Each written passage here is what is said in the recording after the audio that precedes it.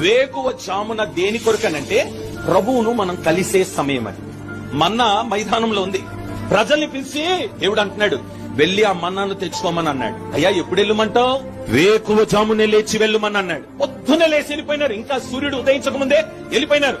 మన్నా తెచ్చుకున్నప్పుడు అంట ఆ మన్నా ఎలాగుందంటే ఫ్రిడ్జ్ లో పెట్టినట్టు, ఫ్రీజర్ లో పెట్టినట్టుగా ఉంది, ఫ్రెష్ గా. కొందరు బద్దకస్తులు ఉన్నారే, 6 గంటలకు లేచి వెళ్ళినారు. ఈ లోపు సూర్యకిరణాలు దాని మీద పడ్డాయి, మంచు మీద పడ్డాయి. మంచు ఏమైపోతుంది, కరిపోగానే మన్న ఏమైపోయిందో తెలుసు, పాడైపోయింది. ఇప్పుడు నువ్వు ప్రభును కలవాలనంటే ఎప్పుడు లేవాలి? మన్నా కావాలంటే ఎప్పుడు లేవాలి? అయ్యా ఎంత ప్రార్థన చేసినా, ఉపవాస ప్రార్థన ఉన్నా మేము ఎందుకు దీవించబడట్లేదు? ఇది కొందరి ప్రశ్న. నువ్వు వేకువ లేస్తే కదా మన్నా. ఇప్పుడు ప్రభువును కలవాలంటే లేచి అలా కూర్చుంటే సరిపోయిందా? లేచి మోకరించు, కలుస్తాడైనా నిన్ను. వేకువ జామున దేని కొరకనంటే ప్రభువును మనం కలిసే సమయం అది. మన్నా మైదానంలో ఉంది. ప్రజల్ని పిలిచి దేవుడు అంటున్నాడు, వెళ్లి ఆ మన్నాను తెచ్చుకోమని అన్నాడు. అయ్యా ఎప్పుడు వెళ్ళమంటావు?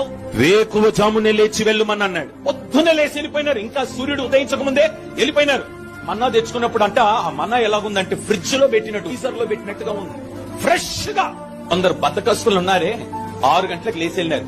ఈ లోపు సూర్యకిరణాలు దాని మీద పడ్డాయి, మంచు మీద పడ్డాయి. మంచు ఏమైపోతుంది, కరిపోగానే మన్న ఏమైపోయిందో తెలుసు, పాడైపోయింది. ఇప్పుడు నువ్వు ప్రభును కలవాలనంటే ఎప్పుడు లేవాలి? మన్నా కావాలంటే ఎప్పుడు లేవాలి? అయ్యా ఎంత ప్రార్థన చేసినా, ఉపవాస ప్రార్థన ఉన్నా మేము ఎందుకు దీవించబడట్లేదు? ఇది కొందరి ప్రశ్న. నువ్వు వేకువ లేస్తే కదా మన్నా. ఇప్పుడు ప్రభువును కలవాలంటే లేచి అలా కూర్చుంటే సరిపోయిందా? లేచి మోకరించు,